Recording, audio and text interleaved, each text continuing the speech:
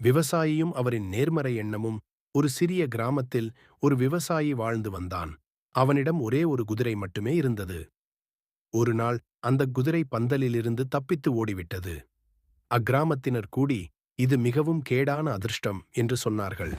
ஆனால் விவசாயி சிரித்துக்கொண்டே சொன்னான், இது நல்லதா கெட்டதா யாருக்குத் தெரியும், பார்ப்போம். ஒரு வாரம் கழித்து அந்த குதிரை திரும்பி வந்தது. 3 காட்டு குதிரைகளையும் கூட்டிக் கொண்டு வந்தது. கிராமத்தினர் சொன்னார்கள், எவ்வளவு அதிர்ஷ்டம்.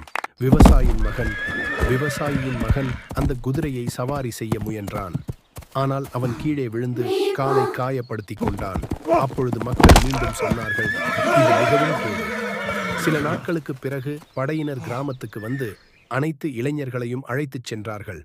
ஆனால் விவசாயியின் மகன் காயமடைந்ததால் அவனை விட்டுச் சென்றார்கள்.